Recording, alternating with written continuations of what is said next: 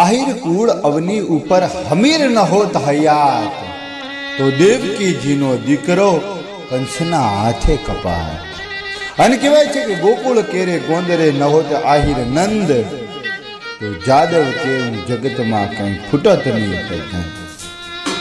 कहेवाय छे कि मित्रों आसरो छे ई आहिर नो छे, कारण के जो आहिर ની ધરતી આહિર કુળની અંદર હમીર ન હોત હૈયાર, તો દેવકીજીનો દીકરો એમ કહેવાય છે કે કંસના હાથે કપાત।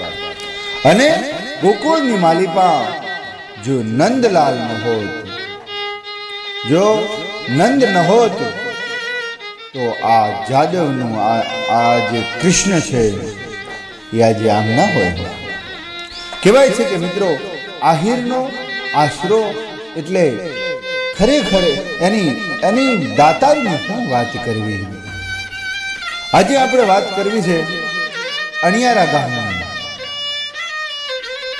અણિયારા નાનું પંખીના માળા જેવું ગામ, અને એની અંદર એક માનહુરભાઈ કરીને ગરીબ માણસ રહીએ, પણ આમ કેવો માણસ, આહા દાતારી ખાનદાની, જો કોઈ હોય ને કોઈને આપી દેવું, આપણી જોડે હોય ને કોઈને આપવું એ કંઈ આપણી દાતારી નથી, પણ ન હોય ને આપવું એ આપણી દાતારી છે।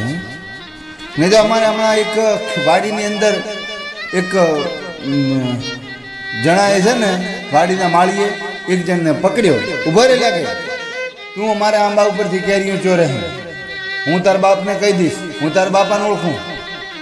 તો કે ભાઈ મારા બાપાને તમે શું ચિંતા કરો છો? કે અરે કે હું તારા બાપાને ઓળખું છું, હાલ ને હાલ ઘેરે ધક્કો ખાઉં।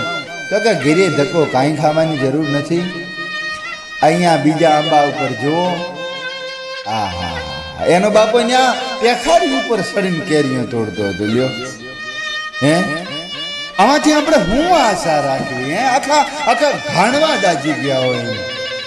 એક જેલર હતા, એ જેલરે પેલા એક કેદીને કીધું કે ભાઈ તમને આ બધાને મળવા આવે ને તમને કોઈ મળવા આવતું નથી, તમારા કુટુંબમાં કોઈ નથી? કે કેમ ભાઈ? મારે ઘણું હા કોઈ નથી એવું ને, મારું કુટુંબ તો ઘણું મોટું છે। કે તો કે તમારું કુટુંબ મોટું છે તો આવતું કેમ નથી તમને, કોઈ મળવા કેમ નથી આવતું? કે તો કે અમારા બધા અહીંયા છે, હાથે આવ્યા, કોણ મળવા આવે? કે બધા અમે અહીંયા છીએ, કે મળવા કોણ આવે? કે અમે બધા હાથે આવ્યા।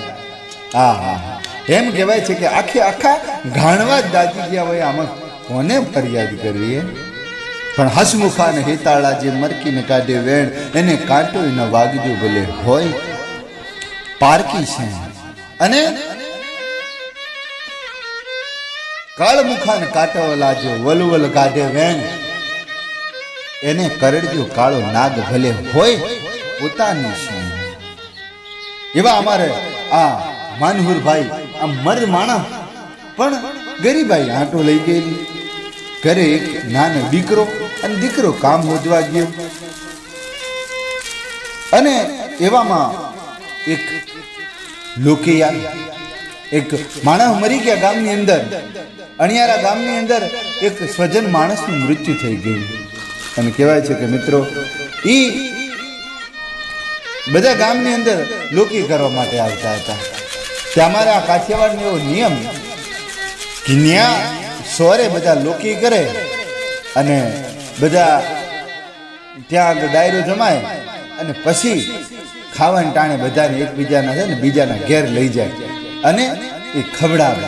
એટલે શું કે આવી એક પ્રથા એવી હતી કે જેથી કોઈ જે ઘરજણી છે એની માથે બધું આમ આભ ન તૂટી પડે, અને એમ કે આટલા બધા માણસોને એની ઘરે એક તો મરણ થયું ને બીજા પછી આવીને પેલી કરે તો એમ થાય ને।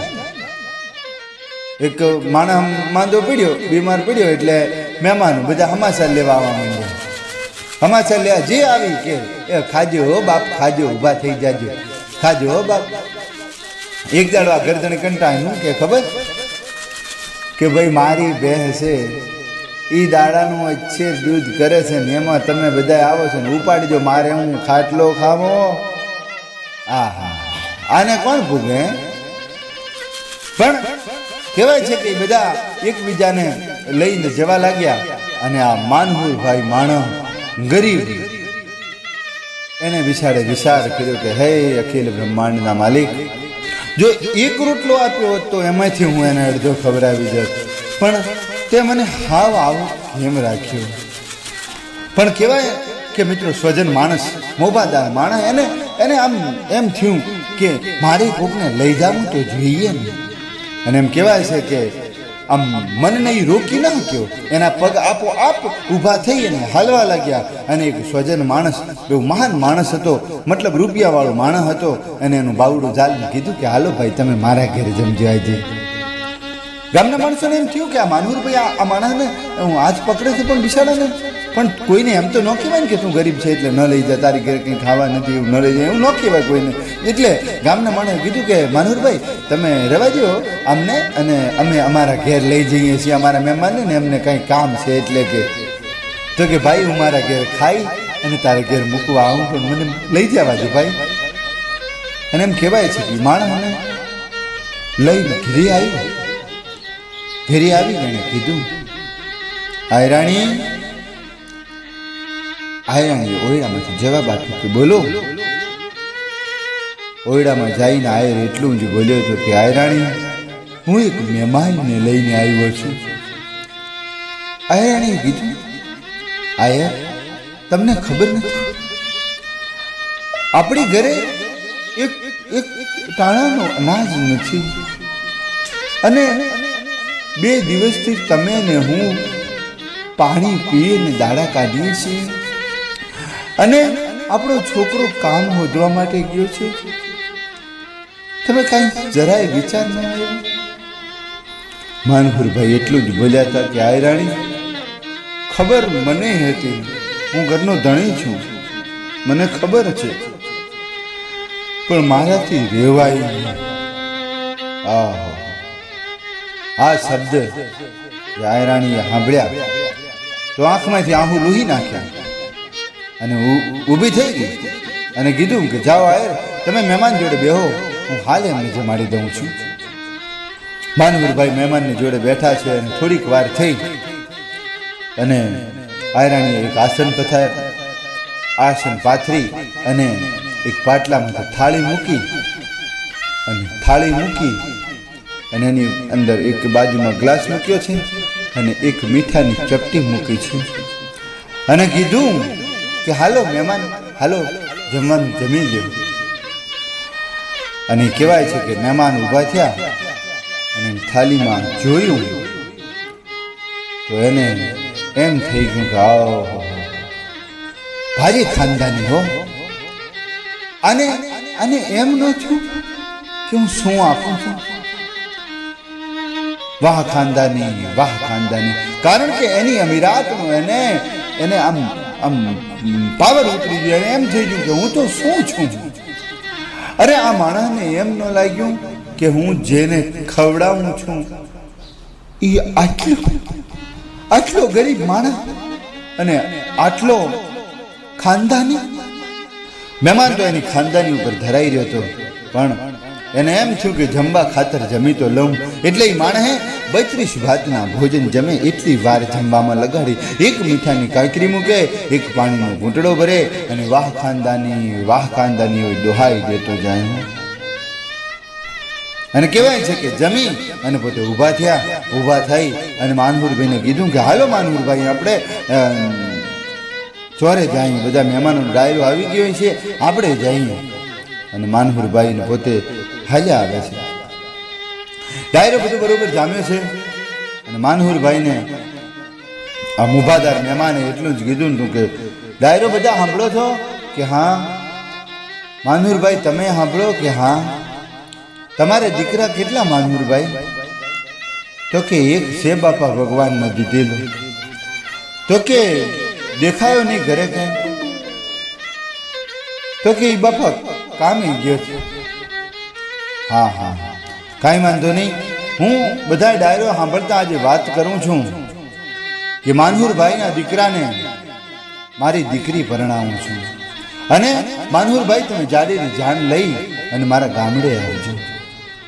હા હા હા હા હા આ મહેમાને એ વિચાર કર્યો હતો કે હું આને ગરીબ સમજીને હમણાં દઈ દઉં તો યાયરનો દીકરો છે, મારો ઋણી રે, પણ હું મારી દીકરી એની ઘરે પરણાવી અને પછી એને ગાડા ભરીને દઉં તોય હું જિંદગી ભરે અને ઋણી રહું.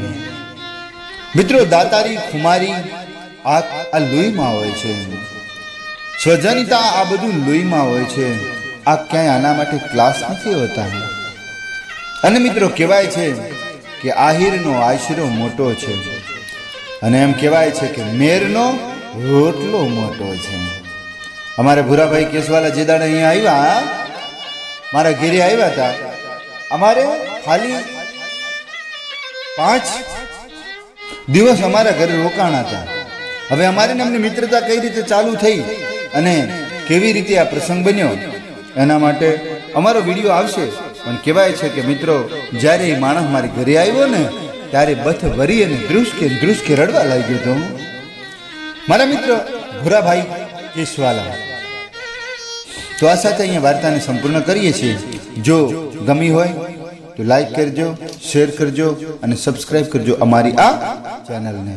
જય જય જય દ્વારિકાધીશ.